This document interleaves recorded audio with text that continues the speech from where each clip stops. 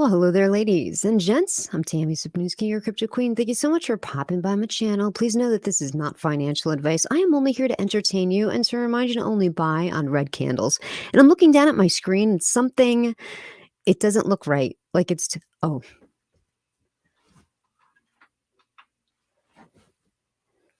my ambient light was off. Okay, here we are. Good evening, everybody. Welcome to the channel.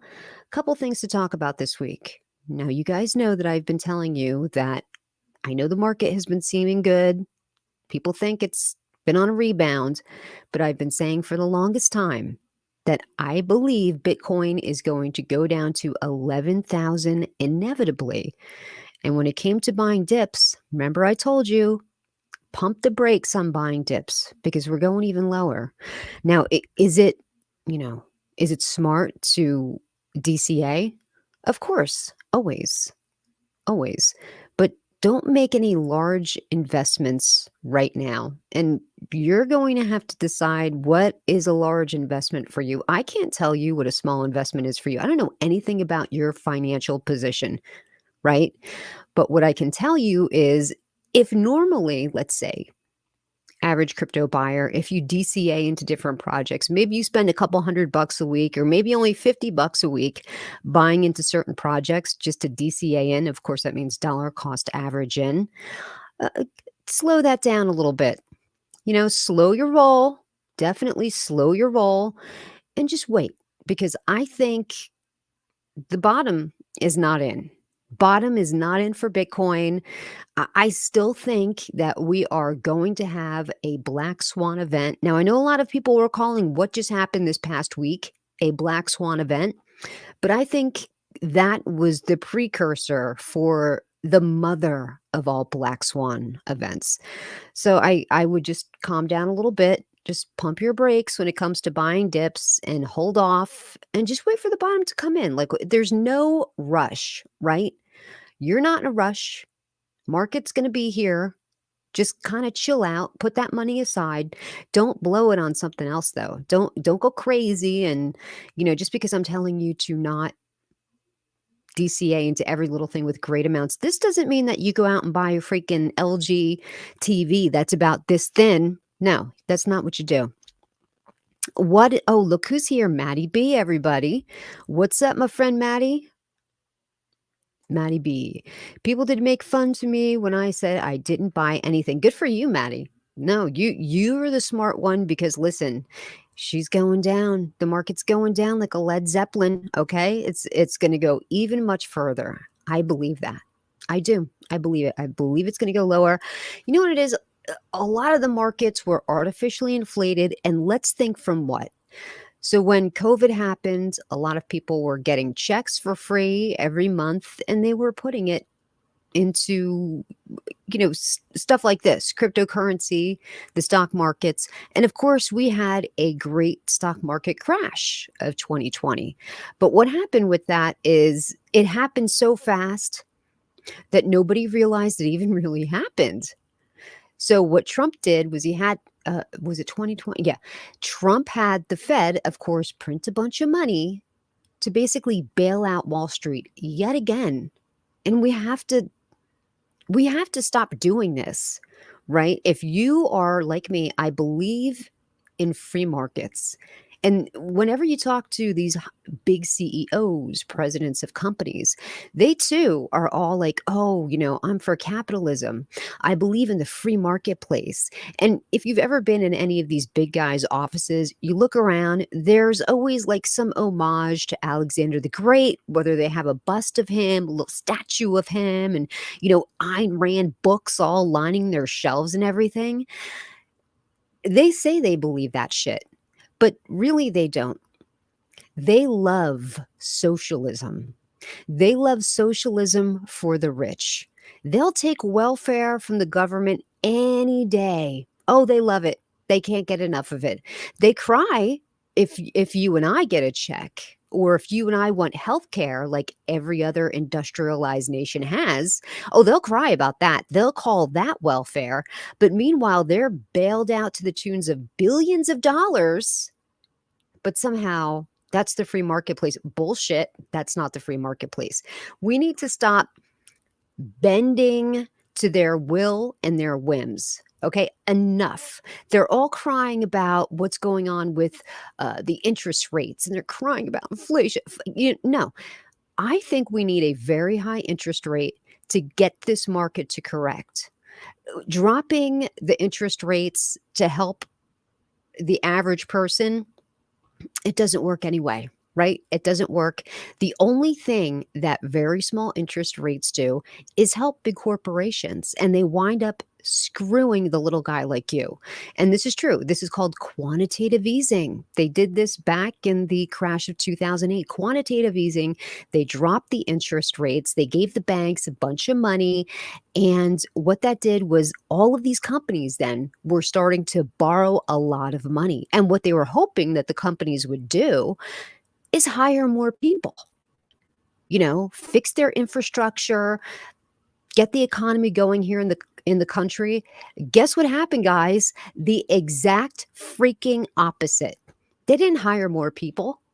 That money that they had, all they did was stock buybacks, and they bought things to automate their warehouses and laid the people off and replaced them with robots. That's all quantitative easing did. Okay, that's welfare for the rich, and they love it. I hate that people don't know stuff, and this has been part of the plan all along. They want to keep Americans stupid, fat, and lazy is what they want Americans to be. They want them to be the drone bee, the worker bee, go off to work every morning, and work your 2 or 3 jobs, whatever you have to do, and come home and be so exhausted that you don't want to watch the news. You just tune out and you just turn on the TV and you watch Game of Thrones or whatever it is that you're watching, and you're not paying attention to what's going on in the country. That's what they want. And if you should turn on the news, they want to control the messaging. They want it to be this certain message, and they wanted everybody to fall in line. Little could they foresee this thing called YouTube and Twitter and Instagram, where it would allow people like me an audience where we could talk. And this is how the messaging got away from them, because then you had people like Alex Jones and all these other conspiracy theorist people coming on, and the messaging got away from them. The Cheneys are the perfect example. Dick Cheney and George Bush, it was really Dick Cheney, started that war in Iraq, right? Nobody was allowed to question the war in Iraq. If you had one question about the war, they would say, you're not supporting the troops, and that scared everybody, and they shut the hell up, right? Back then, there wasn't YouTube, wasn't Facebook. So they always thought they'd be in control of like Fox News. They'd always have the message, and everybody else could bow down to what they're saying. But now all of these other things start popping up, YouTube, and people start watching other people's websites, watching their videos, and they're like, hey man, people are lizards. People can turn into lizards. They got human skin on, but they're lizards. Like, people believe that shit, and the Cheneys are like, oh, I think it's just absolutely appalling what Donald Trump has said, and what everything you created Donald Trump. That was you. I appreciate that she's, trying to fix the situation, but all of this was created because of you. That's what I want to say to Dick Cheney.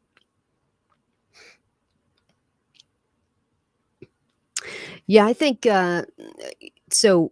What Biden needs to do, because hey, Maddie, the money's been being printed all along.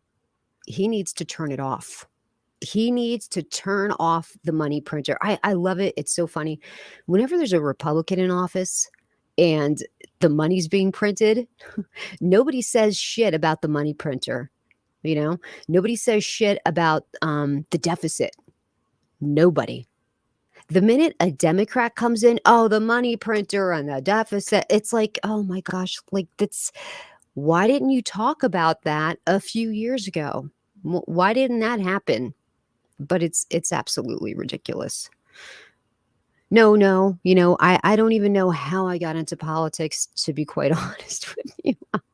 I started talking about quantitative easing. That's how I got into politics. And, that's what's up, Bob? Bob. I can never do this. Bobby Crypto Granny is in the house. Hello, Steve Jones. So if Obama didn't completely suck, Biden is brain dead. Is that a statement, though?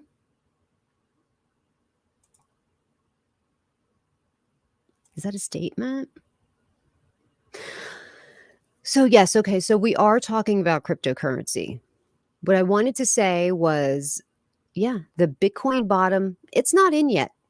And like I said a few weeks ago, listen, I think Bitcoin is going to 11,000. I think we're at a bull trap right now. Everybody's getting psyched. They're like, oh, Bitcoin is back. It's back like Slim Shady. Crypto's back. Bitcoin's, and I knew it wasn't going to last. I mean, you just take one look at the economy and look around and okay, it's not back. There's going to be a black swan event. Now, people are saying that this little fall in the Bitcoin candle, that this was the black swan event. That was not the black swan event. When a black swan event happens, oh, you'll know when it happens. It's not going to be a small dip like this. It's going to be a massive crash. It's going to be one red candle after another, after another. Like, it's just going to look like one big, huge bleed. It's just going to bleed on down. So, like I said to you before, please listen to me. If you are like Bobby Crypto Granny, who I know she religiously is buying stuff every week, like crazy amounts, which is good, I'd pump the brakes on how much I buy. And like, I don't know what your finances are, so I can't tell you what to buy, how much to buy. That's where you are set financially, you know. Put that money aside. Just let it sit. But don't go crazy and go spending it. Put it there for when the bottom is in, because that's when you're going to make the big money. Because when people start seeing those red drips, they're going to start freaking out and they're going to start selling, selling, selling. And that is going to be your opportunity to make the potential of making life changing money for you and your family. It's all about timing, just like anything else in life, right? The market is about timing, knowing when to get in and knowing when to get out, and knowing when to pump the brakes on buying the dip. You really have to know when to say, okay, you know what? I got $50 and I wanted to buy, $40 of Matic and, $10 of this. Oh, maybe pump your brakes on the Matic. Maybe take it down to like 20. Maybe if you wanted to buy $25 of Cardano, maybe bring it down to 10. Like, the bottom is not in. It's just not in. So, I don't know if, let's see. I'm gonna do something here for Bobby Crypto Granny. I don't know if you are, I'm pretty sure you're a moderator, right? Bobby Joe, are you a moderator on my channel? I'm pretty sure you are. If you are, feel free. If someone's because I'm just not dealing with it. I'm really not. Just not dealing with it. Feel free to strike somebody down if you want. Totally up to you.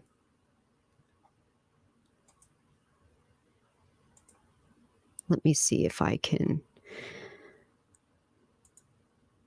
I'm pretty sure that you are. I'm just going to go into here for a second because I have to look at, this is probably going to kick up noise. I have to go into a separate screen. Yes, you are a moderator. Okay.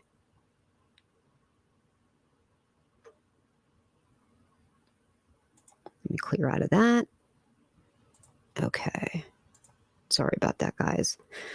Yeah, I just can't with the Ponzi situation this week. I just can't with him because the guy is just, and I don't want to deal with it. I just really don't want to deal with him. You can't reason with unreasonable people, and I just don't want to deal with it. So, and of course, we found out BlackRock is getting involved with Coinbase, which is absolutely amazing, right? And of course, we know BlackRock is the biggest asset manager in the whole entire world. We're not talking of billions of dollars. We're talking trillions upon trillions of dollars, which is amazing. You know that everybody else, all of these other fund managers, they really like to watch BlackRock and see what BlackRock is doing, and they try to mimic them. And they see that they're getting into cryptocurrency. This could be the tipping point that sends a lot of other monies into cryptocurrency. I wonder how Cathie Woods feels. Just a few months ago, she had such a huge position in Coinbase and she sold it at a freaking huge loss. Now, this is, Cathie Woods. I mean, she's made so many hundreds of millions of dollars advising people in cryptocurrency. And when she dumped her Coinbase, I was like, I don't know if that's the right thing to, like, I understand, maybe you're not buying more, but to dump it at such a huge loss, I think she lost like $50 million. And, there you go.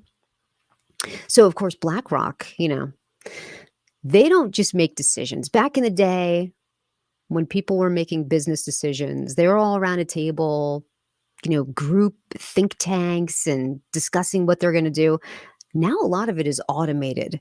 And their algorithm that they pretty much follow with investments is called Aladdin.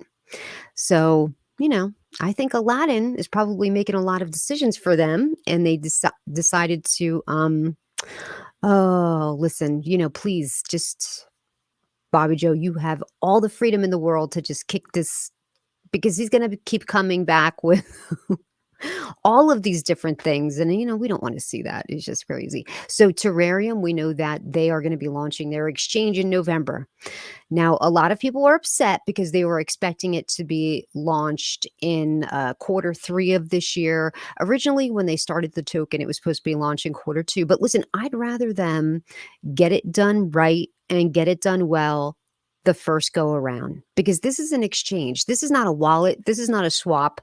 This is a major exchange. And if they get something wrong with this, this is not a SataMask type of situation where they can afford to blow it and make mistakes. Not that really Saitama could afford to do that, but it wasn't an exchange. At least they have to make sure that this thing is airtight. There cannot be any flaws in any of the code. It has to be 100% perfect. So if they needed the extra time to just kind of take the time and work it out, I'm glad that they decided to put it off to November now. And of course, they made this announcement weeks and weeks ago. There's other projects that they tell you things are coming and they never happen, like Token A, once again, strikes again, where they're telling people things are going to happen and this is going to happen and all this stuff is going to happen. And they want the smaller investor to buy in. And guess what happened today on Token A? 69 ETH sale, boom. And we know who that was. Come on. That was from one of the developer wallets that was airdrop tokens. And 69 ETH. And meanwhile, you see all these other little buys coming in. 0.01 ETH. That's somebody who's working hard for their money, doesn't really have anything, and they're trying to be a part of the community and just put something towards Saitama. 0.01 ETH. I mean, how much is that? I'm trying to think. Is it like $20 at this point? I don't even really know. What are my thoughts on Mega, the newly launched Make Ethereum Great Again? I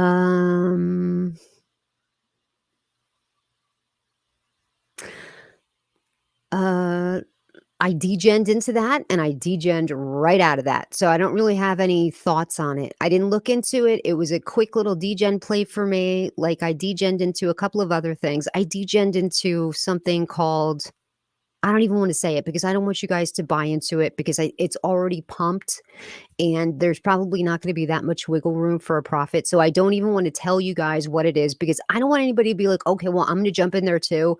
I don't want you to do that. This has just been a week of like my friend Abe of Spades, he sends me messages in Telegram. He's like, "Hey, Tammy, this one or that one." I'm like, "Oh, okay, I'll take a peek at it." And they're just quick little, flips. If I can get a flip, it's nice. If I don't, like I don't buy every little thing. It's risky. It's like going on a Dextools, looking at live pairs and just buying from the live pairs. There is definitely a lot of money to be made to do that. But you know what? You're going to lose 20 trades in a row before you hit the lucky one. And you have to make sure to put enough money into that lucky one to kind of make up for all of the other losses that you've had. Oh my gosh. I don't even know what he's saying. Stop lying. I don't know. I don't. Oh, please. I can't. So, oh, who's getting into the MetaMonkey AI pre-sale? That looks really good. Now, as you know, I did a review of that project, I think earlier in the week, or maybe it was last week. It looks absolutely amazing. Maybe we should even go back to that website because that thing was crazy off the hook. First, let's take a peek at just what the markets are looking like. And of course, you see all these red candles. It's upsetting everybody. Everybody's upset. Oh no. I mean, well, this is really bad because when you think of, there was some serious support. Oh my God. There was some serious support for Bitcoin. Oh, how come before it said 19,000 and now it says 21? Let me just hit refresh here. Okay, well, I thought it snuck down below 20, and I was like, "Uh-oh, well, that's actually really bad," because there's strong support at 20,000 for Bitcoin. So if that baby comes crashing down through 20, we could have a slippery slide back down to 17, where the bottom was again, and who knows where we're gonna go from there. Like I said, I think we're going back to 11, quite personally, but, we don't know. And these are all the top coins. And listen, you should not be, if depending where you are financially, listen, you really shouldn't be gambling in shit coins. I know it's shitcoin meme season. There's 20 tokens launched every single day. Every single day, there's a new shitcoin out there. And it looks tempting, but don't be tempted into it. If you're going to be tempted into buying anything, it's this stuff right here. Go to CoinMarketCap and look at the top 25 coins. And of course, when I say top coins, I'm not talking about these stable coins right here. Those are stable coins, but I'm talking about like Cardano, Solana, not even really Dogecoin. Don't look at that one. Not Shiba Inu either. Like Avalanche, Polygon, not really Tron either, but all of these other what we would deem blue chip holdings, Kronos, these are the things you should be looking into.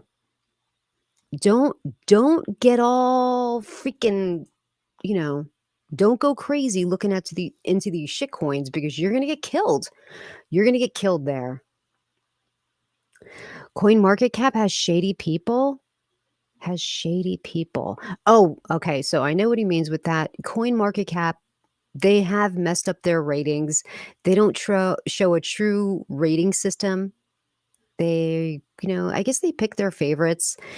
And that's why CoinViewCap was supposed to be so great and wonderful. But of course, we all know what happened with CoinViewCap. Keith, who was the lead developer, well, actually, I think he was the only developer. He did the code. He did everything for CoinViewCap. He sold his technology to Shibnobi. So now they're going to be a part of the Shibnobi ecosystem. So really, Shibnobi is going to have that technology commingled in with their Shibnobi swap. What are they looking to do with that? I don't really know. But whatever, they decided to do it. Yes, let's go Terrarium. I love Terrarium. That's the token right there, which is, going to be amazing. What's up, Space Chick? How you guys doing? What are you doing? Oh, I don't know. Ladies, instead of sitting in the chat, you would have come on for a second. Let me go. I don't even know if you guys can or what's up. If not, that's cool. That's totally cool. But freaking Ponzi comes here. The guy is crazy, okay? I mean, he's really crazy, but what am I gonna do? Like, he thinks I don't know. I don't even wanna talk about him because he's like Beetlejuice. Like, if I start talking about him, he might reappear. Like, that's literally how this guy works, and I'm trying to get into StreamYard, and it won't let me, so hold on a second.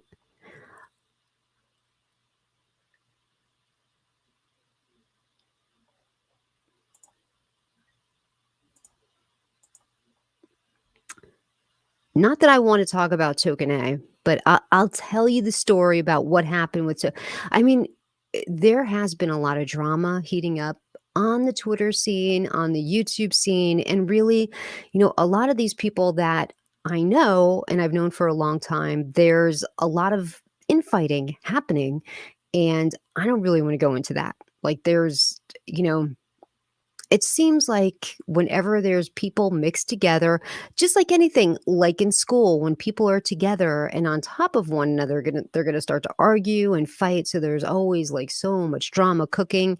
And I try to not get into the personal drama of influencers and what's going on with them. What I want to talk about is Saitama and the Saitama drama because I learned something very valuable in a Twitter space regarding Saitama.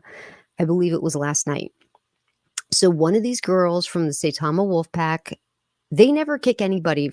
When I say anybody, I'm talking about Faltron. He holds these spaces with Tim Beefy and all of those guys. They're all former Saitama holders that have now seen the light. They're out of the cult and they hold spaces, and it's mostly just jokes and having fun and talking about recipes. Like there's a lot of different, you never know where a space is going to end up ever. So I was in the space last night and they brought a girl up called, I'm not going to say what her name is, but she's a Wolfpack member. Now, whenever you go into a Wolfpack space, they immediately kick you out. They recognize who you are and they immediately freaking tell you to get out of there, And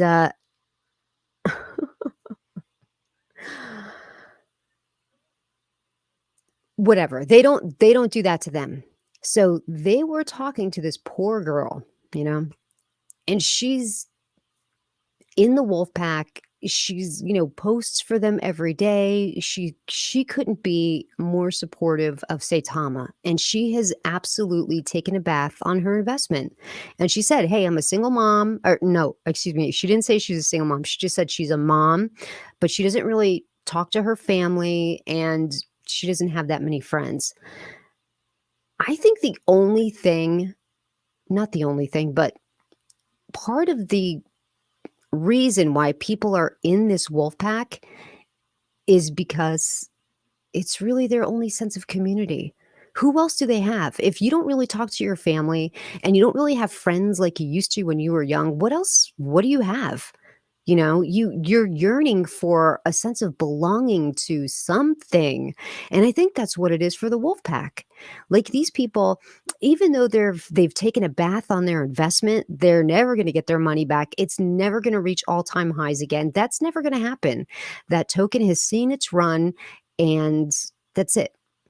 Where it is right now is it's probably going to go lower. It might have pumps here and there, but it's dead. It's a dead project.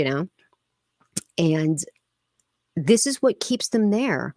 It's the people that are in the wolf pack. So I think if somebody can start another project that would appeal to these people, because it seems like, and that's kind of what the developer of Saitama V3 was going for. He wanted to bring people from the wolf pack over into that project and get them involved with that over there. And like, that's what this guy envisioned. And maybe he could have made that happen if he didn't go and launch the Shinja V3. Like I said again, I'll say it 100 times. I've even said it to him. You made a big mistake. You made a huge mistake when you launched another project. Focus on one project at a time. Don't do this one and that one. That's a huge mistake. All he did was poach holders from Saitama V3 into that other project, and now both charts are shit because he made that mistake. Just stupid. Oh, and what happened this week? CZ Binance posted a freaking tweet. Don't trust these developers that, launch one project after another. You should have one project and you should do it freaking well. The best you can. You should invest all of your energy into that one free. I hate it when these people go from token to token to and each time the chart is shit, and there's always some excuse. Oh my gosh. I don't want to say who it is, but there's one guy that he's literally launched like I know like 6 different tokens, and all of the charts are shit, and it's always somebody else's fault.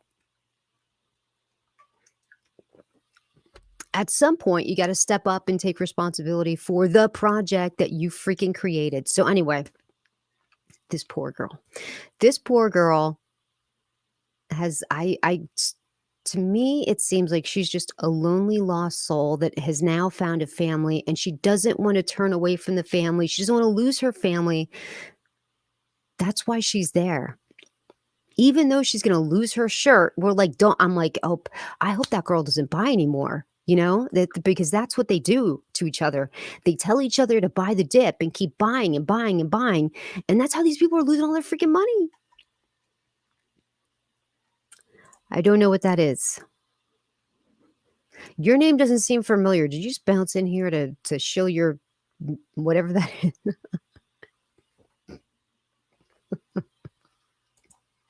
That's okay.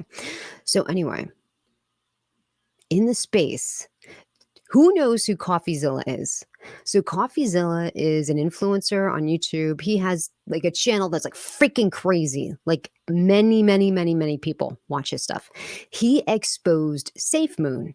So as you know, SafeMoon was a token that launched probably a couple years ago now at this point. And it was meant to be a rug pull. It was intended to be a rug pull, but it wound up catching on. And a lot of people lost a shit ton of money, and the developers were stealing the liquidity all along. And it took an expose like CoffeeZilla's for a lot of people to realize, oh my gosh, we're being screwed. This dude is stealing from us. He told us the liquidity is locked, and he's literally been pocketing that shit this whole entire time. CoffeeZilla is looking into Saitama. If CoffeeZilla makes the video on Saitama, not only, I mean, Saitama's already dead. Let me just say, it's dead. It's a dead project. Don't put any money in there. It's dead. It's gone. Goodbye. There's a chance that, you know, the FBI could be looking at them. They had somebody in the space, and Faltron was like, this guy knew so much, like who was connected to who. And apparently they were asking questions about Mendy with Grove Token and Impact XP. Like it's all connected. And I don't know anything about Grove Token. I don't know anything about Mendy. I just know there's rumors going around that they're, you know, listen, I don't even want to talk about the rumors because I can't verify any of this stuff. I don't really know. So I don't want to get involved in that. But I do know if CoffeeZilla makes that video, there's going to be some trouble. Uh-oh. So this is big news for Elizabeth because she's been saying this all along. What's up, Dave? Did you know that Elon Musk said he has nothing to do with Dogelon, and that community is saying Elon Musk is putting them through a community test into HODL? Yeah, that's some shit. That's some shit that literally that the Wolfpack would do. It's when I think back of how stupid so many of the things have happened and the people believe everything they say. It's a legitimate cult, right? So like, what's a cult? The cult is a group of people that listen to what the leader says, and the leader lives by a completely separate set of ethics than the ethics he has set for his group. And you can't question the leader. You have to do what he says and never question, and go along with what they say and keep believing and keep pushing and keep praying and keep giving your money over, right? That's like, a cult wouldn't be a cult if they're broke. The reason that they start cults is to take the cult members' money. Every cult, Scientology, that NXIVM thing, with the, you know, over in New York, that was a cult. All of these things are about sucking every penny that they possibly can get out of their people that are the believers. And of course, when you're in a cult, let's be honest, nobody knows they're in a cult. You don't know when you're in a cult. You just think you're in this thing. Nobody joins a cult. People join what they think is a good thing and is going to either better themselves or better the community at large, the world at large. Like Saitama, they really believe that this is technology that's going to blow everybody away and that it's going to be the next Binance. And you should hear the shit that these people believe. It is crazy. So anyway, getting back to this poor girl. I think that's what it is. Like, so if you ever go on Twitter, they do these weird things. Now it's the push-ups. Everybody's banging out push-ups, seeing how many of the push-ups that they can do for the wolf pack. Before, well, at least they've gotten away from the howling because that shit was annoying. They would be, no lie, you guys, it was like they had no sense of pride. They would be like, oh, oh, oh, like, and do a howl so loud and so long with the craziest, ugliest faces, and they didn't care. They just do it. They put their face right up there on their phone and film the whole thing. Hinoc was the most notorious howler. That guy would howl every 5 minutes, post it up on Twitter. But I have to say, like, he had somebody invest in him because he basically acted like the Saitama court jester. And he caught somebody's attention and they're like, hey, we need a jester. We need a court jester. Let's pay this guy to be our jester. And that's exactly what Hinoc did. Somebody gave Hinoc a freaking $1 million. And Hinoc is like, I'm going to turn this $1 million into $10 million. Or was it 100 million? I can't remember what he said. It was some astronomical amount of money. Oh, it's okay, honey. It's okay. It's okay. She had a nightmare. It's okay, honey. I'm here. Did you guys hear that? It was my cat. No, it's okay. I know, I'm right here. So Hinoc freaking got $1 million. And of that $1 million, he put so much of it into Saitama. So he made it a public wallet address. He's like, watch me, this is going to grow. Watch it. This is going to be absolutely amazing. Go Saitama. He was howling all over the place. And then when Russ said he was going to do an interview and that it was under the banner of Binance, he's like, you know what this means, Wolfpack? We're going to be listed on Binance. And he was howling all over the place. And the chart pumped like 20% that night. And of course, they were never going to get a Binance listing. They're so stupid. It was just an interview that the CEO, or actually he's not the CEO, he's the CMO or COO, whatever the hell his title is. There is no CEO. He was supposed to do an interview, not on a television show, just on a website under the banner of Binance, and he freaking missed the interview. Russ missed the interview because on the page for the interview, it had a countdown. Like, hey, it's going to start in like a couple hours or whatever. And if you looked at his Twitter page, he's like, hey guys, don't forget to tune in tomorrow for the interview. And we're like, what the hell is he talking about? Like, this interview is going to be in a couple hours. Why is he saying tomorrow? He messed up the time zones and he missed the interview. And then after the interview, went to, it was supposed to start and there was nobody there. Like a few minutes later, he puts out a tweet. He's like, oh, they've asked me to reschedule.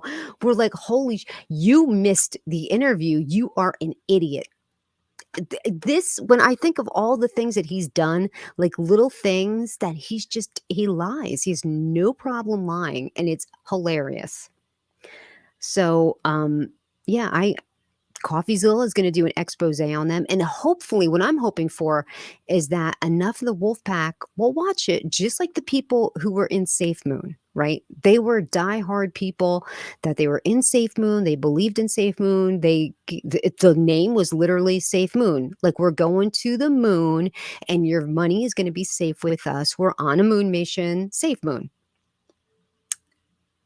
Took that expose for a lot of people to realize what John Crony was doing. And it was basically meant to be a quick little rug that all of a sudden took off.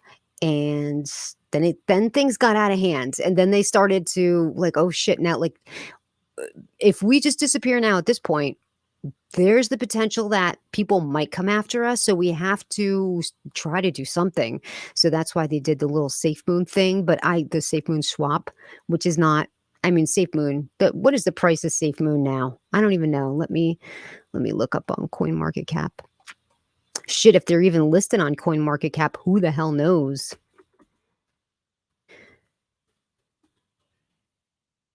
Guys, hold on.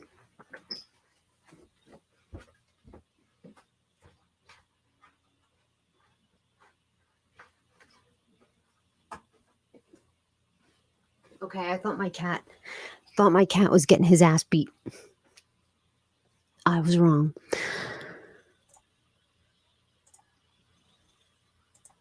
So here's SafeMoon.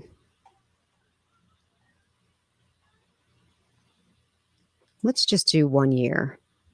Oh, no, let's do all.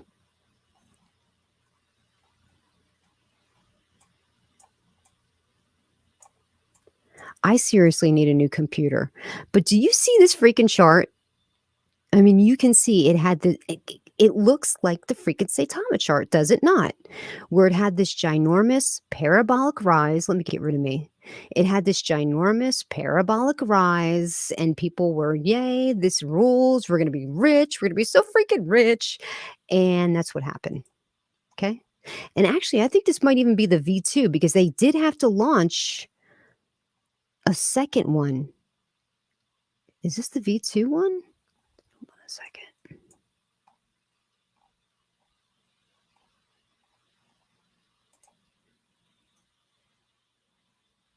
Yeah, that's the new one. So before then, I mean, they're just ridiculous. They're ridiculous. Oh, look who's in the house, Awesome Austin. I feel like most crypto do the same thing. Make a token. If it goes flat, move on. If it booms, wow, let's bring utility. Ha ha. Cracks me up, but we're all getting smarter. Well, I hope so.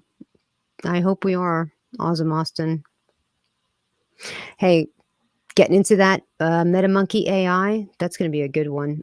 I love their website. I think it's going to be absolutely crazy. Going to try to get into that pre-sale. Like it's a good one to get into. So as I'd mentioned earlier, yeah. So if CoffeeZilla does that, I think it's going to be amazing. And I hope he does. But here's the thing. He's got a couple of different people that do all of his research. And he just doesn't, willy-nilly go on stream like I do half the time and just start talking about whatever comes to mind. They really sit down and prepare. They have a script. It's just not CoffeeZilla doing this stuff. He's got a team of investigators, and one of his investigators' name is Bootsy. So Bootsy is boots on the ground, and he's running around and doing the investigation, gathering evidence. And Faltron sent him the evidence that he put together. It wasn't just Faltron that had done it. It was really a team effort. It was Tequila Pete. It was Skywalker, Faltron, Kelbell. Like they put together a portfolio of information and sent it to him. And Bootsy was like, I don't even know where to start. Like, how do I start this story? We have to have a story, how it begins. But most importantly, how is this story going to end? So I think that they've pretty much constructed the story of how it started, what happened, what's going on right now. They're waiting for a catalyst. And what's going to be that catalyst, right? Like we're waiting for the release of SATA Pro. SATA Pro is here. It released. Now they have to wait until all of those other pairs go live. And how many people lost so much money because they were trying to do trades and the pairs weren't live yet, right? Nobody said anything to them. They're just like, hey, we've launched SATA Pro and you're basically good to go. So all of these people that were trying to buy these tokens lost a crap ton of money again. I mean, you really, at this point, you can't even make this stuff up. So I think they're just waiting for a nice and tidy ending for the Saitama story. Although I don't necessarily know if there is going to be an ending because there's no regulation still at this point. Like, what do these guys have to do? Half of the stuff, well, not half of it, a lot of it is already out there for public consumption. All you have to do is step one foot into their room and listen to half the stories that they tell to know, oh my gosh, like that's no legitimate token would behave like this, do these things, and tell their people to act this way. But Saitama does. And one of the things that was absolutely striking to me was the fact that they basically had a hit list of people that they called fudders. Of course, I was on the list. Come on, you know I was on that list. And they would tell the influencers, go after this person. We need to silence our critics, feel comfortable doing it, because these people have been paid to do it. Now, all of those people that were shilling, all of them got paid with the exception of Faltron, and they were asked to sign an NDA. The people that didn't sign it were Faltron and Kel-Bel. Everybody else signed the NDA. You're talking about Torres, Shaka the God, Anime. There's a bunch of other people. I can't remember their names. All shillers. They all were paid. And they were told that we were paid to FUD Saitama.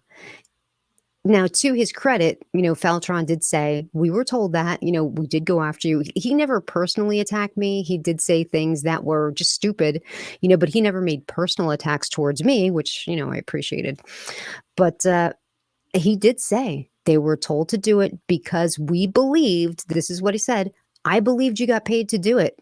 I honestly believed somebody had paid you to talk shit about Saitama. I'm like, Faltron, who was going to pay us? He's like, I don't know, because now they're saying I get paid by somebody, probably somebody from Cult, to FUD Saitama, which we know is not true. But when you think of all of the stuff that these people, and he believed it because he was a member of the cult. Remember, nobody joins a cult. Nobody knows they're in a cult. They don't join a cult. They join something that feels good to them, that they think is going to do good things, be part of something positive. But now they've been indoctrinated into Token A, and now they can't get out. Like, it's going to be a rude awakening for these people. And what is it going to take? Maybe for it to just up and finally rug? Because if you think about it, technically, 200,000 people have already been rugged by Saitama. They've already been rugged by Saitama because they're not getting their V2 tokens. And they basically told everybody, if you haven't gotten your V2 tokens and you're upset about it, if you complain about it, then you're a bitch. You're a little bitch. Why are you crying? Why are you crying that we stole your money? Shut the hell up. You're talking about 200,000 people that are not getting their tokens. And this is the sweet spot. Where they have stopped airdropping is in the 9,000 area. So that means that you would have had to have, is it 9 billion? I can't remember. How they did the tokenomics is very different. I think they used to have like 100 quadrillion, and then they changed it to, I think, 100 billion tokens. So then you had to knock off a couple of zeros. Anyway, if your wallet is worth like $50, they have called you a dust wallet, and now you're not getting your tokens. That's it. And if you complain, then you're a bitch. Legit. That's what PR Torres said. You're a bitch if you're complaining about it. But that's the sweet spot. That's where the great majority of people lay. When you look in percentages, okay, just a small percentage of people had the very tippy top wallets. And we know who those top wallet holders are, right? It's the developers. They own all of the top wallets, all of them. Don't forget, this was made to be a rug pull. But like SafeMoon, it took off. And once it took off, it just had that momentum. And they couldn't stop it. They're like, oh God, what do we do now? Like, oh, we've made so many tens of millions of dollars. Like, it's insane. The guy that started the project is a guy out of Australia. They've tracked him down. They said his name was Rob. His name is really Peter something. And on Twitter, his Twitter handle is @FistMagic. They said he was a dirty dev, but don't worry, they got rid of him. But he was in charge of the smart contract. He had the keys and everything. He was in charge of everything. So when the liquidity was becoming unlocked, what do? You have to go to the guy who's got the keys. So they tried to say they got rid of him, but that's still the same dude. He's on this new multi-sig wallet. He's there. At the all-time high, guess how much the tokens were worth that he had sent to himself? $800 million. That was just his holdings. That wasn't all of the other holdings. That's just what he sent to himself. So all of those top wallet, like the wallet that sold 69 ETH tonight, if you look back, that's, I think it was the only sell that had, like, it's boom. It was sent tokens and then it just sat there. If you look at all the top wallets, a lot of those top wallets in Saitama, they just have an in. And that's it. Like, nobody ever sold anything or took any profits. That's because as soon as one sells, it's gone. Boom, he's on to the next one. Faltron said this guy airdropped himself thousands of different wallets. Like, all his stuff is not just sitting in one wallet. How obvious would that be? So he spread it out all over the place. And every time you see those big sells coming through, that's him. And you could try to tell the people, here's the Etherscan evidence. Like, they put all that shit together, but nobody wants to look at it. Like, you have to really dumb it down because, if you don't know or understand how to read Etherscan, it's difficult for you. Like, it means nothing. You're like, I don't know what that means, But if you tell it like this, man, I hope it's rain out there because my grass is so dead. I hope it's starting to rain. It's just really terrible what they have perpetrated against all of these poor holders. And this is the area now where the great mass majority of their people are, in that 9,000 area. They haven't done any airdrops for 20 days. That was the last time that they did airdrops. And it was at that now 9,000 token range. So if you were expecting 8,000 tokens, 7,000 tokens, around $55 or under, you're not listen, okay, maybe $55 is not a lot of money to me or to you, but to somebody in a different country, that's a lot of money. 50 American dollars that's a lot of money to them. That could be like months worth of paychecks to them. That's a lot of money to them. How do they not just send it? And here's the even more interesting part. If you look at all of the wallets yet to be sent their tokens, is there even enough tokens to finish the airdrop? Even if they wanted to send those other people their tokens, there's not enough tokens to do that. If you look on Etherscan, they had two different wallets that they were sending from. One, of course, was the deployer wallet. That's naturally where everything is supposed to come out of. The deployer wallet that would do all of the airdrops and send the tokens to Uniswap. Any of the tokens going anywhere should come from the deployer wallet. But they had this other wallet called the Saitama Vault. Saitama Vault and the deployer were the tippy top wallets. Saitama Vault is like nearly empty and gone. It fell through the ranks. I don't even know where it is. It fell off the top 10 pages. So now the deployer wallet is left with less than 1% left.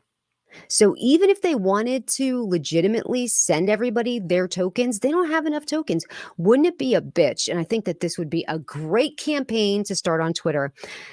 Do the self-migration tool, which I think they even disabled, right? Because on the AMA that he had done with Gagan, he was talking about the self-migration tool on their thing. They did something to it because there was problems with it. I don't think they have enough tokens to even finish the airdrop. So if you want to be honest about it, they've already rug pulled 250,000 people. And to the rest of the wolf pack, that's fine. That's fine. See, if you only have $50, that means you've not been buying the dips. That means you're not part of the wolf pack, really, because you're supposed to buy when the developer tells you to buy. And if you haven't, then you're a bitch. It's ridiculous. So how do we know that Saitama was supposed to be a rug pull? Because the developer that started it started a bunch of other little scammy tokens that were all rug pulls, right? One right after another. Rug pull, rug pull, rug pull. And so seriously, not getting my 30 bucks I put in Saitama, how much do you have to own to get a V2? Do you really have $30 worth of Saitama? You've been holding out on me.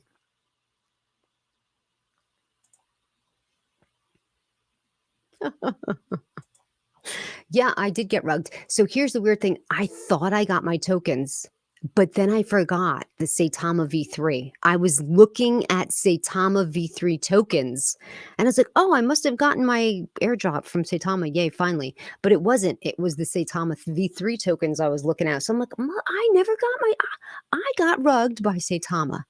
So that's why we know this guy rugged a bunch of other projects like Tesla Inu and a bunch of other ones, and all of these wallets are commingled.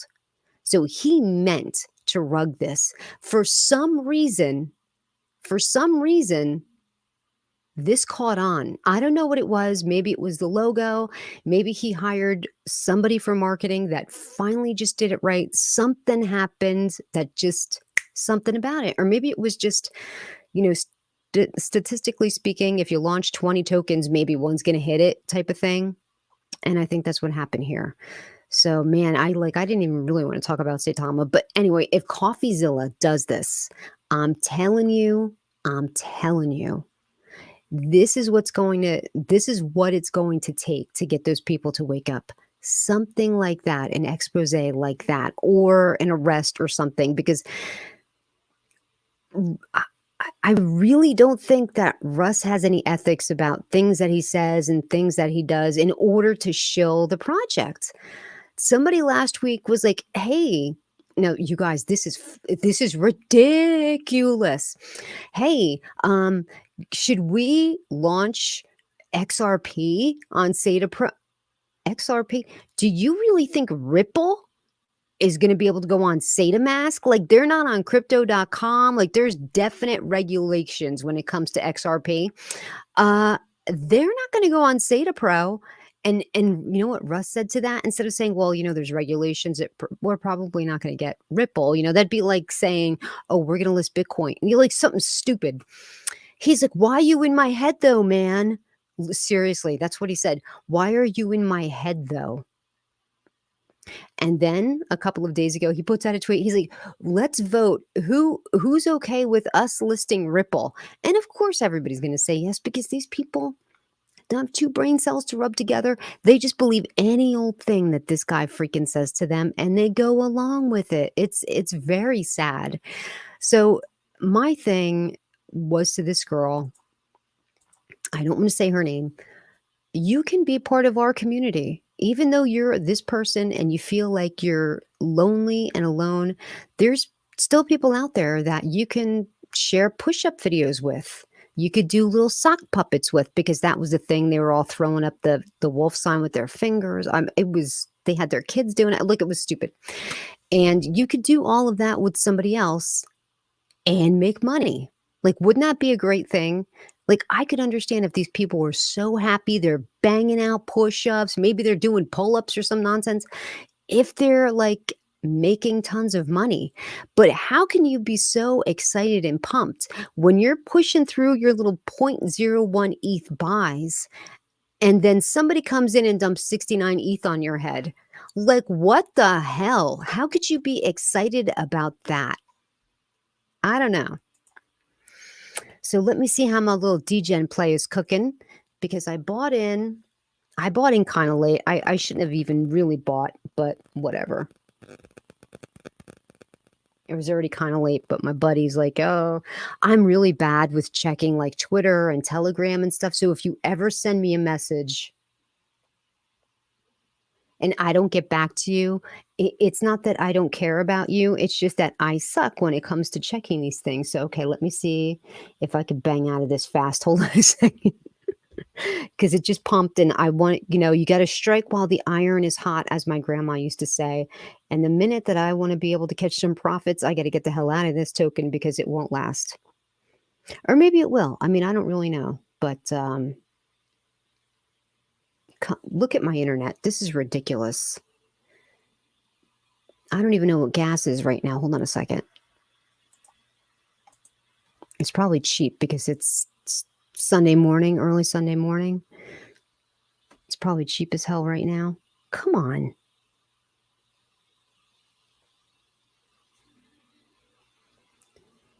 Dude, is my internet down? Am I live? Wait a second. Yeah, I'm live.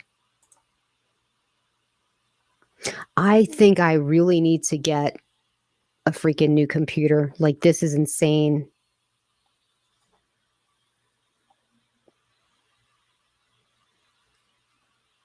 Gas. 3 gwei. 3 gwei, guys. That's crazy. I don't think I've ever seen it 3 gwei. I've seen it 6 a lot, but I don't think I've ever seen it 3. Have you guys ever seen gas for 3 gwei? Okay, so let me see if I did say a long ago I want to make a movie about Saitama. Oh, you said you were going to make a movie about Saitama? Who's going to play me? And you better not say a man. Like, I swear that there. Do I have manly features? Like, all of them think that I'm a transgender person, and I never deny it, transgender thing, because I don't want to be that asshole that's like, I'm not a tranny, I don't want to be that person. But the one girl's like, you have such manly features, and I'm like, do I? Like, I don't know. Sometimes when you look in the mirror, you don't actually see yourself. So maybe I do. I don't know. Come on, Uniswap.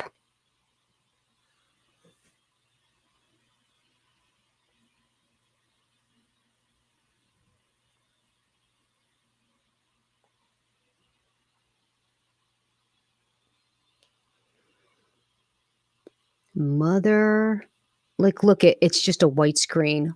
Why? Maybe that's why the price is up so high, because nobody else can sell it either. Let me clear everything out of my phone. I'll relaunch it again. Oh, I work at a gay bar in college. I can tell some do look like women. Well, I appreciate that, but you never can tell. You want to think that you look a certain way and you see yourself differently than, other people see you. And I think that's just natural. You're so used to looking in the mirror. You think, you like what you see. And then what you see is not necessarily what other people might see. Oh, here we go. Okay. Let me see.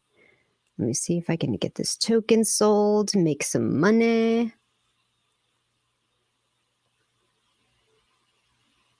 Let me see how much I made.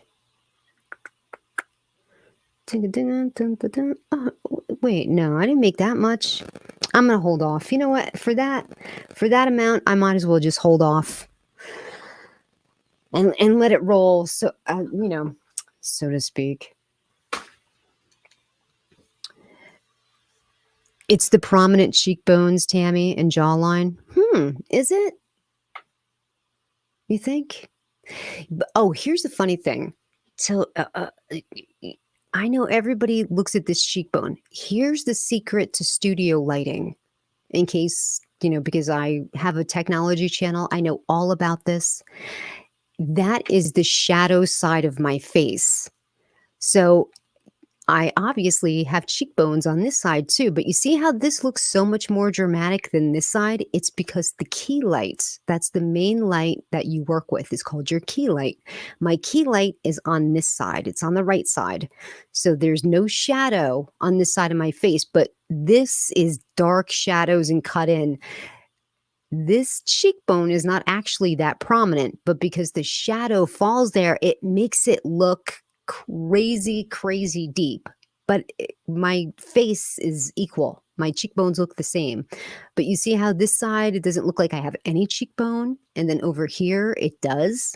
So it's It's shadows. It has to do with lighting and the way the light works. I actually have a bounce card over here. See this little bounce card? It's supposed to bounce the light and fill it in. Like, is that a little better? Like, if I hold that like that, does it look less shadowy? I should have this bounce card closer. See, the light from my key light is bouncing off this bounce card and filling in my face. Now, here's the bounce card, and now I'm going to take it away. See the difference? I'll do it again. Here is the shadow side of my face. That cheekbone looks really dramatic. And then I hold up the bounce card and see how it fills it in. So I think because I don't always have the bounce card up, it's not really angled too well. People think I'm, maybe they think, I don't know what they think, but you can see now, right? It's a lighting trick. It's a little lighting trick. So bounce card, no bounce card, bounce card, no bounce card, cheekbones, no cheekbones, cheekbones. Okay, you get the picture. Okay. But see, here's the thing about the bounce card. It's not close enough to me. And I try to keep it as close as I can, but So there, in case you wanted to start your own studio, you just learned a very important thing about lighting. You have to have a key light, and it should always be to your 1 o'clock, angled at 45 degrees. And if you want to have a second light, and this is a hair light. You can't see it. It's up out of the way, but it's highlighting my hair. I'll turn it off. You see how that light now, there's no really depth in the picture. It kind of looks flat. By turning on the hair light, it's going to highlight my hair and my shoulder, giving me depth from the background. So no hair light, no hair light, hair light. Okay. So if you get a studio, if one day this strikes your fancy, you want to start doing YouTube, key light, hair light, and of course the ever so important background lighting. Okay. Background lighting. It's a little bit on. Oh, you guys, what do you think of the studio? You guys, did you even notice I redid the studio? What the fuck? Nobody said anything. You know how long it took me to do this? And nobody was even, hey, Tammy, what'd you do? Oh, it looks great back there. Nothing.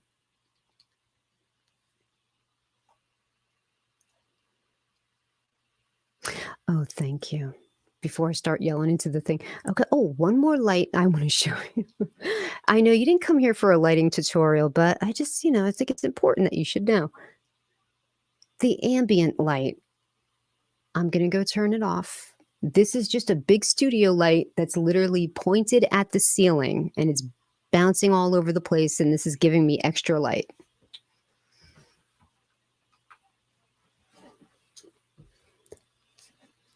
And this is without the ambient light. And actually, I kind of like that, I know I look a little bit like, a fortune teller a little bit, but I can rock with this too. I can rock with this too. Did your girlfriend find out about the stuff on the wall? No. And hopefully she never will. Like, maybe I'm thinking, that was a shitty thought. I was like, maybe if I die suddenly, she'll have to deal with it. But like, no, she doesn't know. So in case you guys weren't here for the live stream, there is a commercial on TV for this thing called alien tape. And you could put alien tape on something. It holds like pounds and pounds worth of stuff. But all you have to do is twist it off to remove it. I put all that stuff on the wall with what I thought was alien tape. I have to wait. I want to make sure she can't hear. It's not alien tape. It's something that's like super permanent. And all of those 3D wall panels, no lie, I probably put like 6 pieces of tape on each panel. And there's like a dozen panels up on that wall. When I go to take that down, the drywall is going to be a mess. Big time. Oh man, that's so, oh, perfect. Oh, you guys are so sweet. Very, very, very sweet of you. Thank you. I appreciate it. Queen's voice. Oh, let's see. Maddie gave me a nice compliment here. Queen's voice sounds like phone sex operator from the 90s. Maddie, that's quite possibly the nicest thing that you've ever said to me, right? Can we rock with that? You guys, I've been live for an hour. I promise you, I did not mean to be live for an hour, mainly talking about Saitama and how embarrassing it was for me for Awesome Austin to bounce into the channel while I was talking about Saitama. Worst timing in the world, because I don't want to talk about Saitama. I really don't. And the only reason that I bring it up, and it's not even because they attack me on a personal level every single day, but it's the fact that I don't want other people to buy into it. Because when I saw that 69 ETH sale today, that guy's getting filthy rich on regular people, on people like this girl who went into the space and is like, I have no family, I have no friends, and these people are all I have. I can't turn my back on them. I can't say. So I'm like, listen, don't tell them you sold your bag, but just don't buy anymore. And that's what I want for people. If you feel like, you know what, Saitama is your family, you are accepted there, and you need them in your life, they're your support system. Don't tell them you're not buying the dip. You know what I'm saying? Be like, yeah, Wolfpack, and just don't buy it anymore and stay friends with them. I don't know what else to tell people. The Chihuahua? No. No, I don't know that. Oh yeah, Bobby Joe, how did it go with those microphones? Did you use them? Have you used them yet? I sent Bobby Joe a couple microphones because she was using, God bless her, she was using the microphone from her laptop or her computer, and it just sounds like it, because she's like filthy rich and she lives in a mansion. So it's like all hollowy soundy because she's sitting in her freaking mansion. And I was like, ooh, you need a microphone. Like, this microphone, it's close to my mouth. That's what you need. Something like that.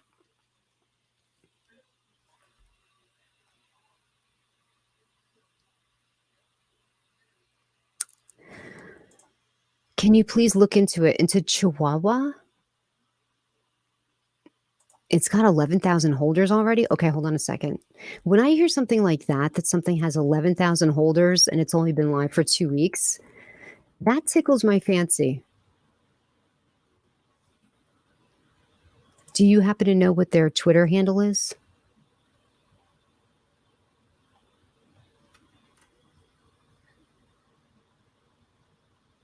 Good for you, big time.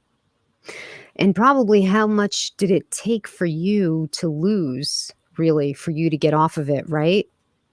Chihuahua. I'm like trying to sound out what it's Chihuahua. Chihuahua token. Is it /token or?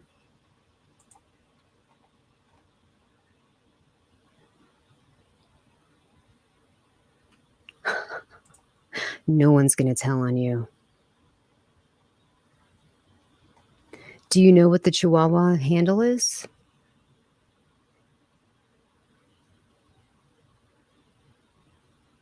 $11,000 holders for 2 weeks? Is it really? Is that the name of it? Is that the ticker symbol, Chihuahua? Chihuahua. I don't know how to spell Chihuahua. Hold on a second. Is it CH? Oh, here we go. Okay, it's on Binance.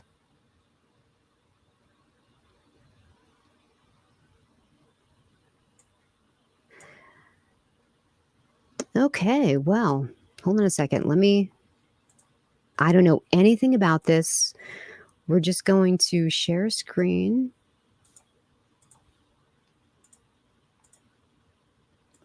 And let's find out. Let's find out a little bit about it. Here, let me do this.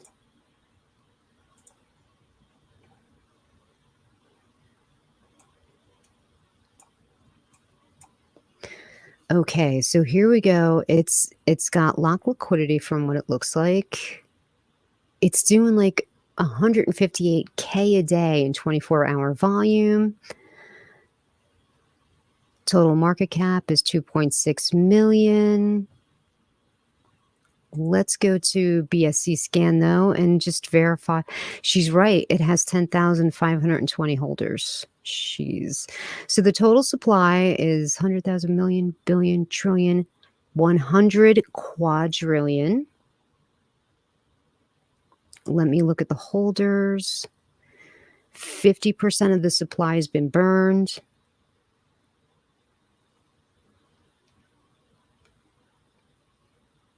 Wow, and, like, the top wallets are all contract wallets, like, that's a can you see this? Hold on a second. Nope. Hmm. I don't know why StreamYards does this. If you look at the percentages here of the top wallets, so as you can see, over 50% is in the dead wallet. These are all contracts. This is probably the deployer wallet, marketing wallet. This is the wallet for Pancake Swap. But all of the other holder wallets, if you look at the fifth wallet down, obviously it's probably a holder wallet. It has less than 1% in there. That's good. So that means that the token supply is broken up pretty well. I mean, if we think that all of these are legitimate holders, if they weren't like airdropped. Let's see. So whoever this is claimed. So they did do what looks to be a pre-sale. This person claimed, but they continued to buy in after launch. And of course they dumped a lot. But if we look at the chart again, how did it get to 11,000 holders? Jesus, that's a lot.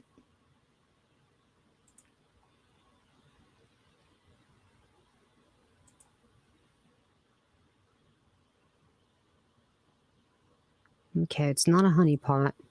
I know it's not a honeypot, but I always, being that it's there, like, so here's the deal. Like, there's definitely, it had a good rise. And it's like everything else, it pumped. And it's probably going to have a sell-off.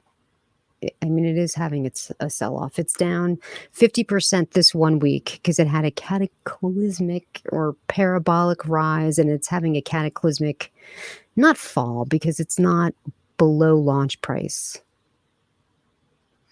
But I don't know anything about it. I am impressed that it has 11,000 holders. Geez, what the hell has 11,000 holders anymore, right? Like nothing. Chihuahua is like what an Irish person would name a dog breed. It reads nothing like how it sounds. Like Kiva. Is that how that's spelled? Listen to Maddie. I'm not buying anything. I don't care if Jesus Christ himself came down and said to buy. They do look nice. I thought it was going to be bigger body though. Seems like Rivian trucks out here in Las Vegas. I don't know what that's in reference to. Oh, okay. Listen what's happening here. Look okay, we have a mad dash. So probably they have their people go out and like, hey, look up Chihuahua. And she sent a mod over here. Oh, a dev or an admin. Okay. What's your token about? I don't know. What do you have a website? June 1? What's your website? I would like to, or what's your Twitter handle? Chihuahua. Is it at Chihuahua? At Chihuahua token, maybe? Chihuahua.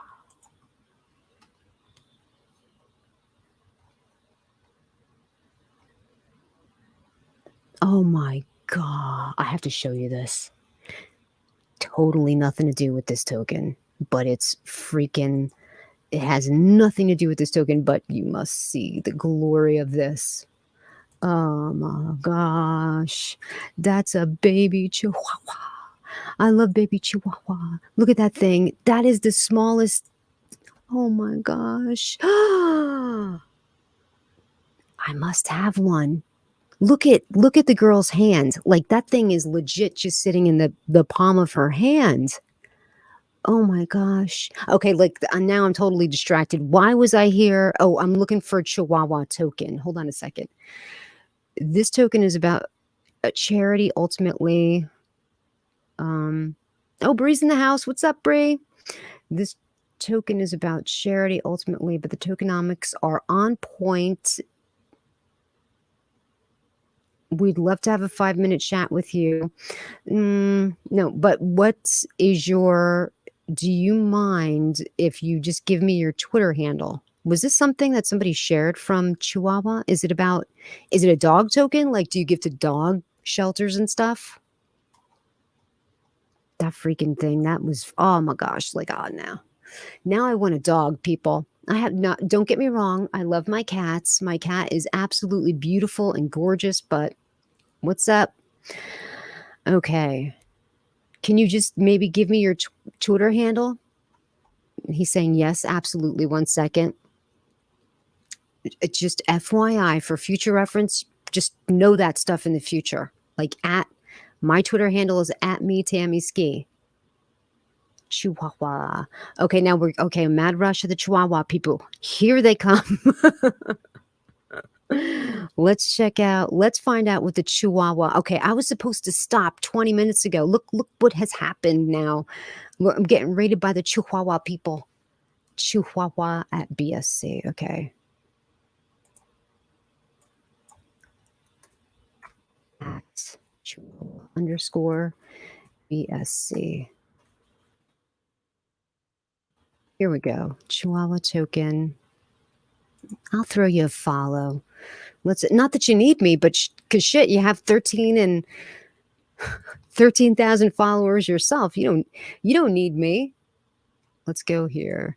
Okay, Chihuahua, no control of contract, no control of liquidity, all burns and safety. Yeah, so I went to your BSC scan and I see that no holder holds more than 1%, which I do like to see. I like to see that. With its monthly burn, many millionaires are coming out of Chihuahua.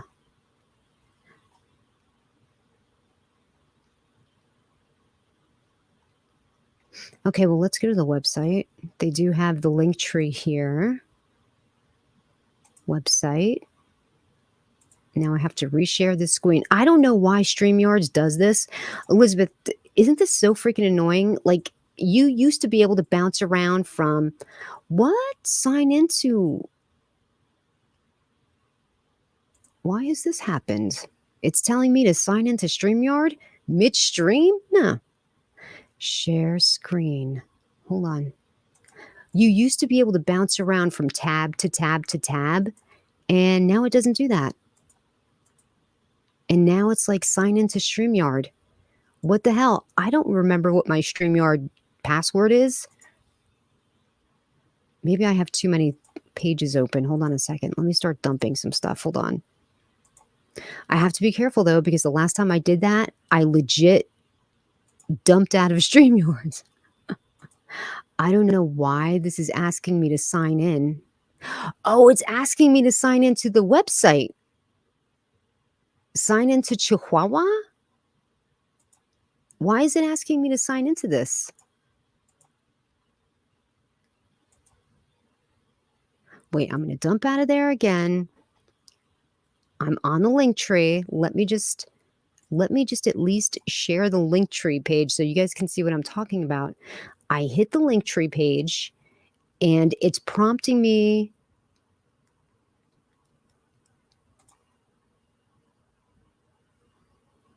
to sign in. I don't know if it's prompting me to sign in for the website or because now you can't even see the screen that I'm talking about.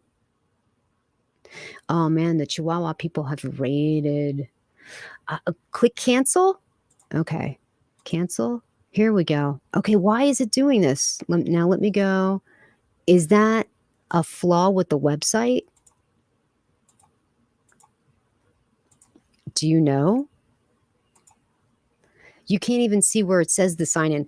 It still has the sign in page here, but you can't see this box. I'll hit cancel again. Hopefully it doesn't pop up again.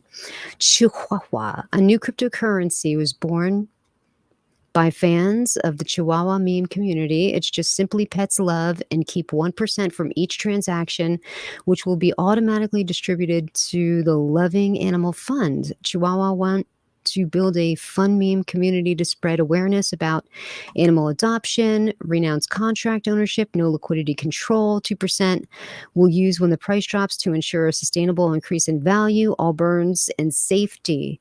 You missed Shiba, Pitbull, Floki. It's okay. Chihuahua will give you another chance. Okay. Oh my God. These are all the, wait a second. Oh, okay. Well, these are not exchanges. For a second I was like, oh my gosh, look at all these exchanges, but these are not really exchanges. These are, like, to me, Bitmart is an exchange. Let me take a peek at the white paper. Oh shit, my camera.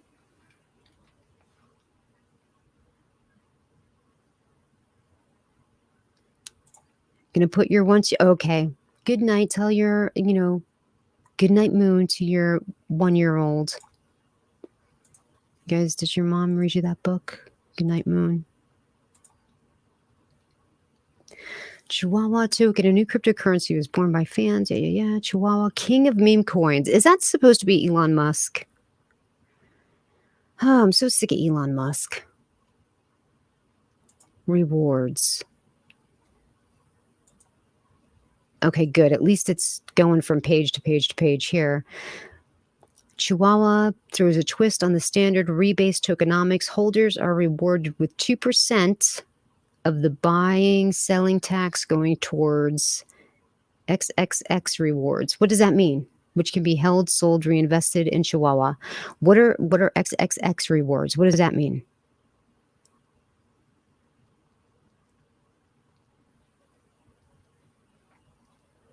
Is that, I don't know what that means. Are those just basically reflections? Like, are you getting Chihuahua tokens back in your wallet with each buy and sell? Like, is it, I don't understand what XXX means. Chihuahua is a revolutionary new BSC token that combines all the best features to create something entirely new. All holders of Chihuahua will earn more baby CHH that is automatically sent to your wallet by simply holding Chihuahua coins in your wallet. Watch automatic rebase, keep the candles green, and FOMO high. Okay. All holders of Chihuahua will earn more baby CHH. So is that but that's not the ticker, right? Or is it? That is automatically sent to your wallet by simply holding Chihuahua coins in your wallet. Watch automatic rebase, keep the candles green, and FOMO high. With an international team of experts and exciting roadmap and tokenomics, you can rely and don't ever have to be late to the party again. Sit back, relax, and earn, whilst Chihuahua will surpass SHIB, takes you to the moon. How did you guys get 11,000 holders? Like, what kind of marketing have you been doing? When was your pre-sale? How long was the pre-sale? And what did you guys do to get 11,000 holders? Okay. I guess so. It means like the unknown amount of tokens. X stands for the unknown.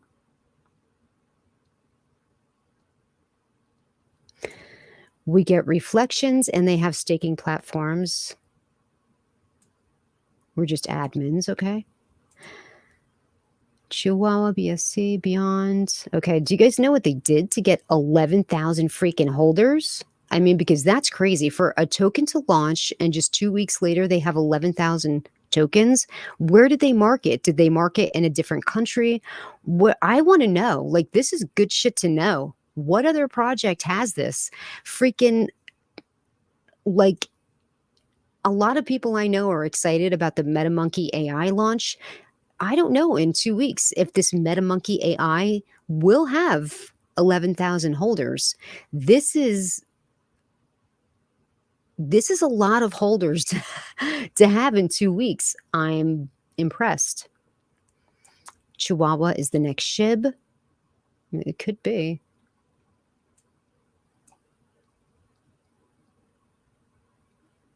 Because the community is strong and the dev is great. Okay, but where did they market it? Was there a pre-sale? Pre-sale was 2 weeks. Pre-sale was 2 weeks ago. The team is incredible. They know how to make things happen. Okay, so the development team is not doxed. The dev is influential, but undoxed. Can you join our Telegram? We're in here, voice call, and have a quick talk. Nope.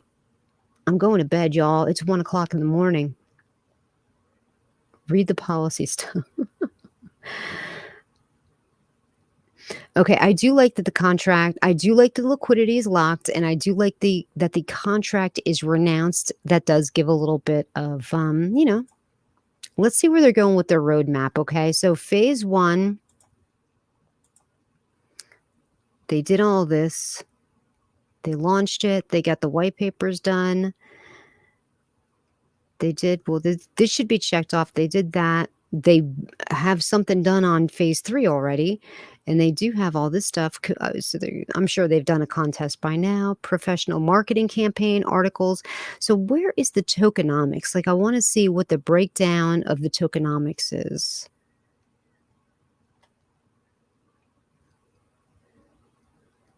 Tokenomics allocation. Here we go. 100. I'm so bad with numbers. 100,000, million, billion, trillion, 100 quadrillion. The symbol is CHH.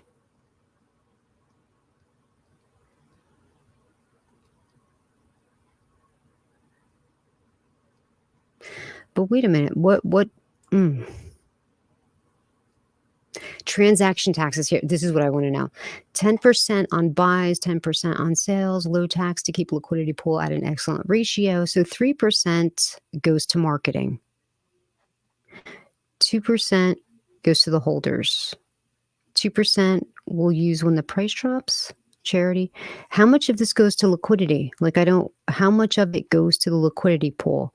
3%, if the taxes are 10%. So 3% off the top, the most amount is going to marketing.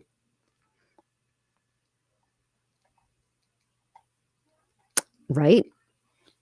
And 2% to these reflections. So that's half of it right there. But how much of this is going to the liquidity pool, though? It's weird. Hold on a second. Let me go back. I just want to check something.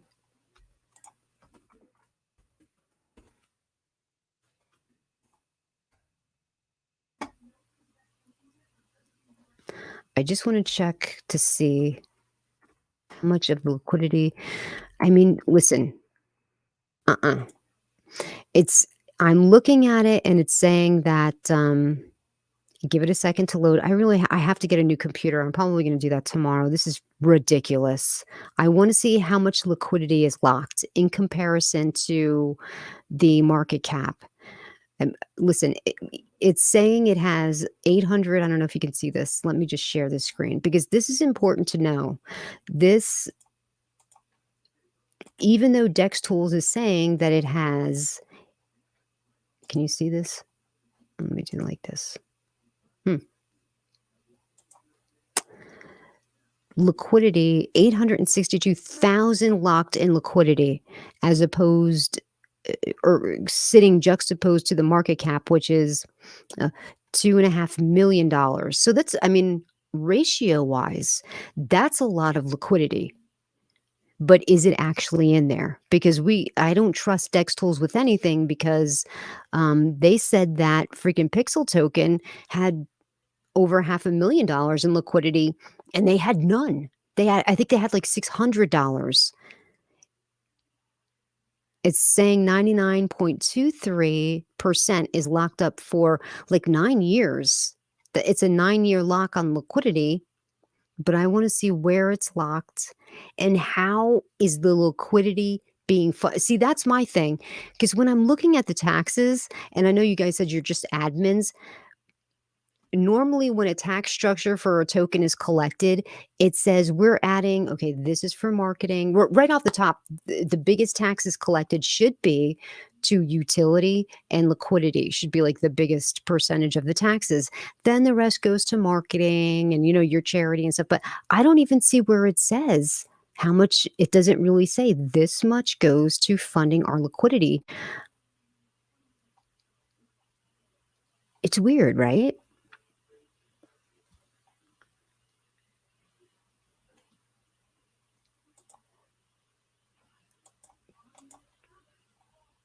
So here's the bubble map. I mean, the bubble map looks okay. I mean, it doesn't look fishy, but I'm puzzled as to how this money is getting into liquidity if it doesn't look like any of the taxes are going to liquidity. Let me go back to the comment section because maybe I'm missing something.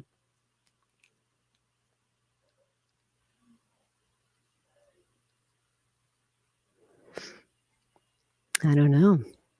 It's strange. It's strange because if you're looking at the white papers, it doesn't make sense where the money how the money is going into liquidity because it's not saying anything here about going into liquidity. 3% for marketing, 2% to the reflections, it's 5%. So now we're looking for another 5%, and all it says is use let me go back to this page so you could see it. I know I've deviated from my main thing here. So let's go back to the white papers. Is it just me? And if you guys see it and I'm just missing it, please tell me. Here it is. This is the part of the white papers where we're talking about the rewards. Okay?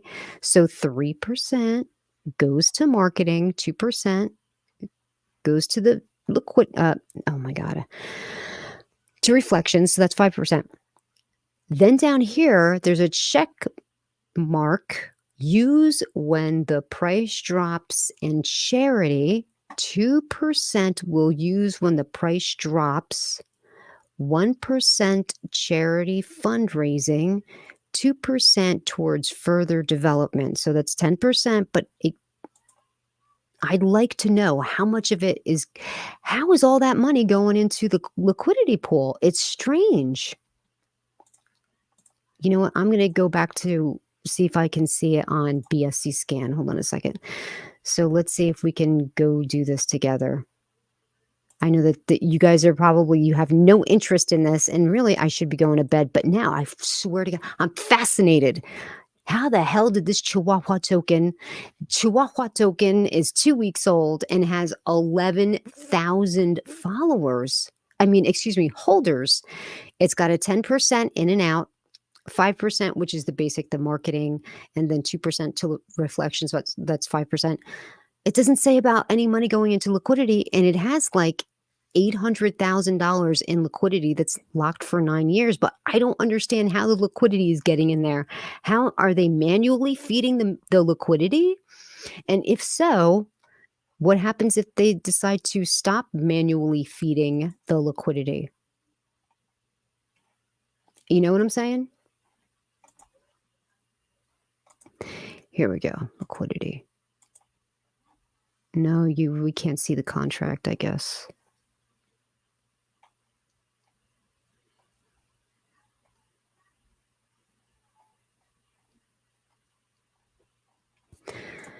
Was there a lock? Let me see. What is this?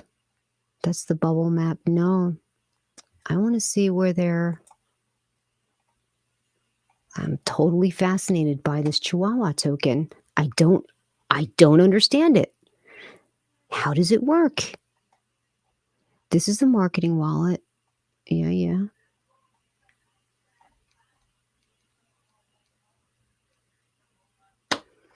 I don't understand how the liquidity is getting in there.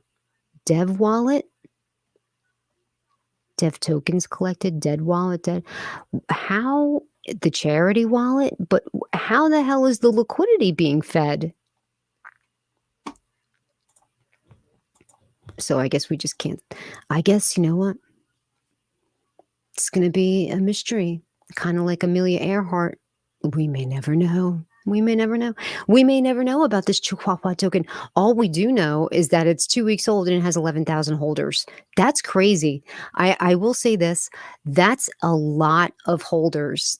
That's pretty monumental. So whatever you did to get 11,000 holders in 2 weeks, that's incredible. That's a lot of holders.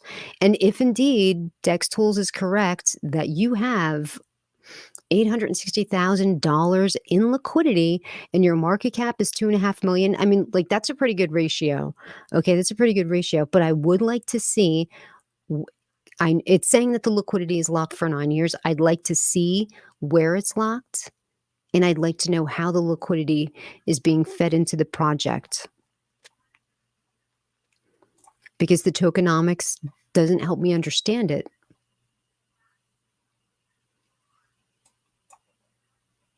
Yeah, it is a long that is a very long liquidity lock, and the contract is not renounced. Or no, it is renounced. So what happens if there's a problem? This is why a lot of newer projects and people give them grief because they're like, there's only a month lock on it. But what if there is a flaw in your smart contract, something that has to be revised, something that went wrong? What do you do if you lock that shit up for 10 years and there's a problem in your smart contracts? I mean, of course, an audit should catch a problem like that. But I mean, sometimes people get things audited and there's still something wrong with it. Whenever human hands touch it, there's the potential of a flaw. It can happen. Mistakes happen, things get missed, you know. Buybacks go to liquidity and burns. Invest $1,000 and become a millionaire.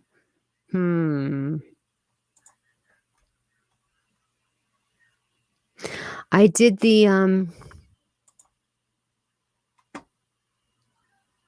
Seifu thing.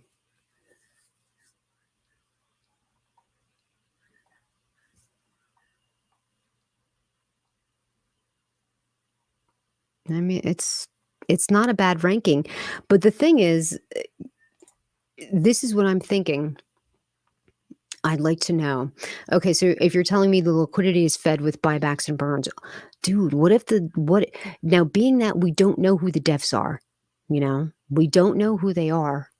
We don't know. Are they KYC'd? Like, I don't even know that. Are they? I don't know. What if they're like, boom, we stop feeding the liquidity? What happens, right? Like, you don't know. Okay, now I am fascinated and I would like to know more about Chihuahua. I would like to know more about it. I'm not going, listen, it's freaking 1 a.m. over here. It's freaking 1 a.m. I'm not going to the Telegram. No way. I know. We went through all of this. I know half of the supply is burned. I know it. I'm interested to find out how your liquidity gets fed into the project, because looking at the white papers, none of your tokenomics goes to liquidity. Like 3% goes to marketing, 2% goes to reflections. There's some of this for a future whatever down the road, 1% to a charity wallet. And like, it's very cloak and daggerish. Like, I wish it was a little better. And maybe you could even tell this to the developer. In your white paper, you need to clarify where your tokenomics are going. Let me just bring this back up. Man, I'm supposed to be out of here. And just so you know, I'm not saying this to pick on you at all. I wish you guys the best of luck, because you're off to a great start. If you've only been launched for 2 weeks and you have 11,000 holders, you're freaking doing great. You don't need me to know about your project. You're doing great. You don't need me. You don't need the queen. But what you do need is just a couple of tips here and there, and I'm going to help you with tip number 1. Somebody like me, the first thing that they're going to do is look at the tokenomics to see what are the taxes, what are the in and out. And then they're going to want to see how these taxes are allocated. And if you're telling me that, okay, this is how it's 10% in and out, 10 in and out, 3 to marketing, and 2% to these reflections. So that's 5% right there. So we're looking for that other 5%. And it says check mark. See that? Check mark. Use when the price drops, and charity. 2% will use when the price drops. What the F does that mean? 1% to charity and fundraising, and 2% towards future or further development. How is the money getting into the liquidity pool? Somebody said it's done with buybacks and burns, but how? Like what how often are buybacks done then? Done through the I hear what you're saying. I hear that you're saying it's done through the buybacks. I just saw that in the thing, but I don't understand. Here's something you guys should and now now it's locked for 9 years. This is why they never should have locked liquidity for 9 years. In order to okay, I see what you're saying. It's manually done. I would have liked to see an auto injection of liquidity. I think to get an auto injection of liquidity would have made me feel a little safer. And I'm not listen, this is not FUD because you guys are doing great. Like I said, you don't need me. You shouldn't even have to care what I say. But people like to see when the liquidity is automatically put in there because there's a lot of people in this space that have been burned by devs that, listen, a lot of people in this space have been rugged by devs that they at one point trusted. They loved these developers. They would have trusted them with their lives. Like they trusted them with their money. Like they're like, this dev ruled and this guy's the greatest dev. He's innovational. He's a big brain thinker and all this other stuff, like what everybody thinks of their dev. Until it doesn't happen anymore, until those buybacks kind of stop. Okay, so what happens now if like I just wish the liquidity would have been part of the tokenomics, right? Like you could have written that into the smart contract that with every buy and sell, X amount goes directly to that liquidity pool. And listen, I'm not saying that your developer is not a good guy. I don't know anything about it. He's done a great guy. He's done a great job. If he's gotten 11,000 people to buy his freaking token in 2 weeks, he's done a great job. But I wish liquidity would have automatically been put in that, and that's all I'm going to say.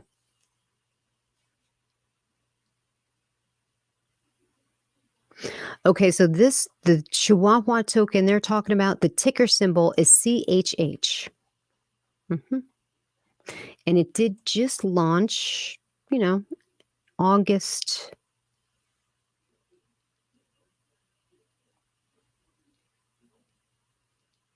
8th. So they've done a good job with getting their holders, and they got some support over here in this area. I mean, considering the market what it is,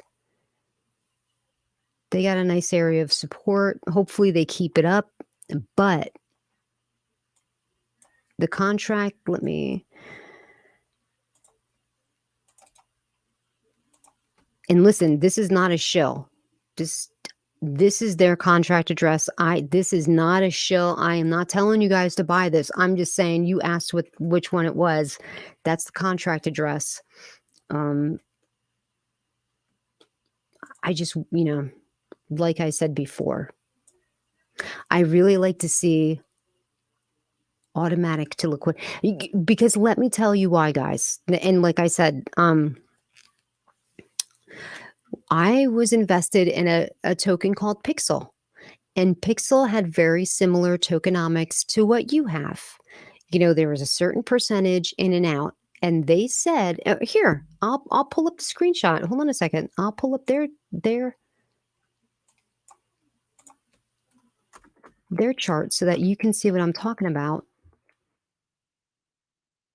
And right, this is great. So this is an exchange of information, an exchange of ideas, and I think that that's great. This is how we all learn in this space. We all share information and we can all understand. And I think that's exactly why I started my channel, so that we all could become better investors. Let me get rid of me. More informed investors. More exchanges coming in a few weeks. That's great. That's wonderful. So here is a chart you're looking at. It's called Pixel. I'm invested in Pixel. Okay. It launched, and let me show you something here. Liquidity 850,000. That's what it says in liquidity. Total market cap $2.8 million. Exact same numbers as you have. They actually have no liquidity. It's a honeypot. They've got nothing because they didn't have they have manual feedings of liquidity. It was never in their tokenomics to feed the liquidity, and the devs weren't putting it in. They weren't putting it in liquidity, so now Pixel is a honeypot. But do you see how it's very similar? Those numbers are very similar to yours. Dex Tools is not always right. That's why I would like to see, like I said, I would like to see where your tokenomics is, where your liquidity is actually locked up. And I know what you're saying. It's through buybacks and burns, but it's saying it's locked somewhere because I saw it said it's locked for 9 years. So I would like to understand that a little more. But you guys have done great, man. You've gotten 11,000 people in 2 weeks. I mean, that's seriously amazing. That's really good. So listen, my curiosity is piqued. Maybe I'll drop in the Telegram tomorrow just to find out a little bit of information because it's good to know. Look, I would be interested in knowing how that happens, so maybe, he's got some way of doing it. I know you said buybacks and all that, but I would like to see the liquidity lock attached to Dex Tools because he can do that. He can put a link on Dex Tools where somebody can hit it and go directly and see where that liquidity is locked because it's locked for 9.5 years. That's an extraordinary amount of time. And when you see something locked for that long, it does give you some confidence. Like, okay, this guy can't get his hand on the liquidity. So that's given me confidence that this is going to be okay. We're going to be cool. But I would like to know, how did he market the token? Like I'm blown away by that he's gotten so many holders in 2 weeks. How many people participated in the pre-sale? Where did you guys hear about the token? Are you from the United States, Canada? How did you hear about the token? How is it marketed to you? What made you decide to get into the pre-sale? These are all things that I want to know. Chihuahua. And is it trending on Dex Tools?